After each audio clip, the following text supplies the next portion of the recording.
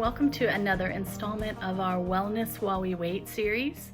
If you have been with us for any of our other installments, you'll know that this is a time intended to help us continue to think about our emotional and our physical and our spiritual health in the midst of what is really an unusual time. So we're glad that you've chosen to join us again. Within that last several weeks, we have all become accustomed to hearing a new phrase that maybe we hadn't before, this idea of social distancing. Now, if you're like me, I don't even know that I would have known how to define social distancing before kind of the reality of where we are right now put it into our everyday vocabulary, but it would be challenging to turn on the news or read any articles on the internet that don't talk about social distancing. So, of course, social media quickly jumped in to the conversation and began to give us memes and GIFs to help us kind of add a little humor to this reality of social distancing. And actually, this one is my favorite. She says, "I've been social distancing for 29 years. And this is actually Sister Mary Catherine, and she is a Dominican nun who is no stranger to social distancing, although she wouldn't call it that. She's been doing it for 29 years. And this meme actually made me think about the kinds of practices, particularly spiritual practices, that many of our monastic friends participate in on a regular basis that we might be able to add to our daily lives kind of in this season of distance. So what do we mean when we say spiritual practices? Some traditions actually call these spiritual disciplines. So what do we mean? What are we talking about when we say spiritual practices? Spiritual practices are simply this: things that we do to create space to hear God in our daily lives. Our normal day-to-day lives are often structured by external things. We have to be at work at a certain time. Our classes happen that we have to attend at a certain time. If we have children, often their schedule dictates the structure of our schedule. And so we're in a unique space currently in this kind of alone together space. And many of those external things that typically structure our day have had to shift. So what are some things that we can do in our daily lives to structure them internally and create some rhythms to help us create space to hear God in the midst of this season? Sister Mary Catherine had a few suggestions for us, and with her 29 years of experience, I think we have a lot to learn from her. So the first thing she encourages us to do is to establish a schedule. So try to wake up at the same time, eat in regular intervals, and kind of within that schedule, designate specific times for spiritual practices as well. Maybe carve out 15 minutes in the morning after you eat your breakfast to pray or read scripture. Maybe you have a specific time in the afternoon to get outside and experience God in creation. Any of these things that become part of the rhythm of your day as you're creating that structure. The second thing is to think about some spiritual practices that are outwardly focused. Sometimes when we think about spiritual practices, we think that they are only for us. And the spiritual disciplines or spiritual practices are actually twofold. They are both for the individual and for the community. So think about some spiritual practices that you could engage in during this season that are outwardly focused. Maybe commit to connect with one person each day via email or text or even call. Maybe check on one of your neighbors every single day to see how they're doing and to see if they need anything. So commit to connect with somebody every single day. Another way to practice outward spiritual discipline is to practice hospitality. And this sounds very strange in this season when we're supposed to be distancing from each other, but there actually are some really creative ways to practice hospitality with your neighbors. You could write notes. You could share essentials like hand sanitizer or dare I even say the ever coveted toilet paper. But practice hospitality with your neighbors through these things. And then finally, I think Sister Mary Catherine encourages us to use this unique season as a time for self-reflection and relaxation.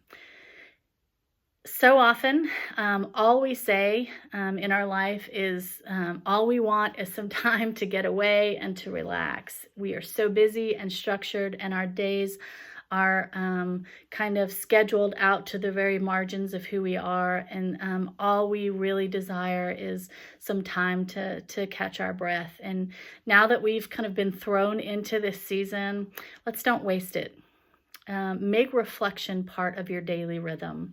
So what does that look like? Maybe commit to sit down for 5 minutes in silence and listen for the voice of your Creator. Now, 5 minutes might sound like a lot, so you might need to build up to this. Maybe sit down for 30 seconds in the morning and 30 seconds in the evening, and maybe build up to that. But commit to sit down and listen to the voice of your Creator. Maybe even keep a pen and a pad nearby and jot down things that come up in your heart and your mind. You might be surprised the things that stillness reveals to you about the things that occupy your heart and your mind. Finally, one of the things to remember about spiritual practices is that they are not what causes God to work. This is not some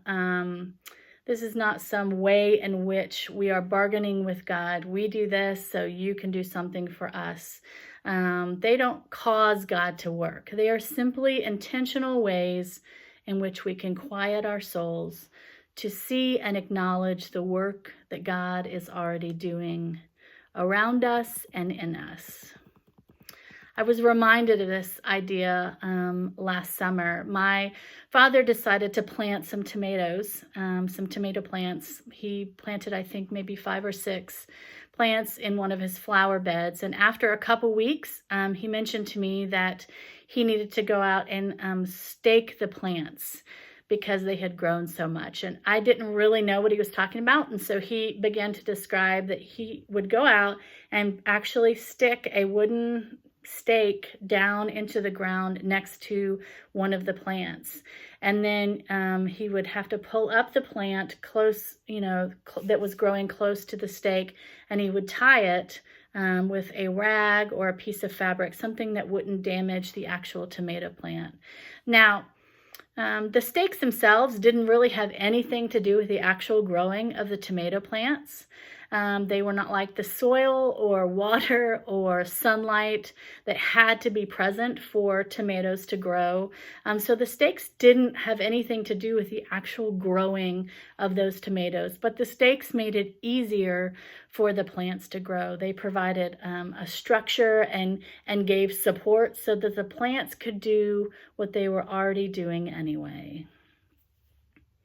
This is how I think about spiritual practices. Richard Foster has actually written several books on spiritual practices, and he describes it like this. A farmer is helpless to grow grain. All he can do is provide the right conditions for the growing of the grain. He cultivates the ground, he plants the seed, he waters the plants, and then the natural forces of the earth take over, and up comes the grain. This is the way it is with spiritual disciplines. They are a way of sowing to the Spirit. By themselves, the spiritual disciplines can do nothing. They can only get us to the place where something can be done. So as we're thinking about this idea of engaging in spiritual practices in this season, it might seem a little bit hard to conceive of how that might look in your life. So I want to challenge us to consider one practice, one thing that we are willing to engage in during this season. One intentional way of staking the plants of our soul so that we can acknowledge the work of God that is already happening around us and in us. Maybe it's reading a passage of Scripture. Some traditions call this Lectio Divina. Maybe it's 15 minutes of silence each day. Or maybe it's something as simple as picking a word or a phrase, even a passage of scripture that you offer up throughout the day as a prayer, as you breathe in and breathe out on an ongoing basis.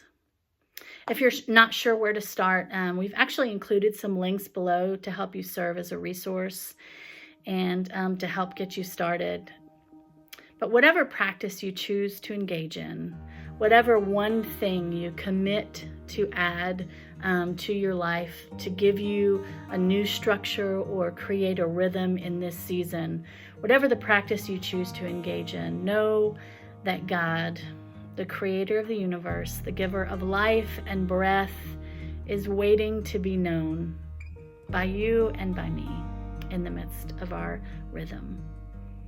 And all we have to do is to be still and listen. We hope to see you back soon.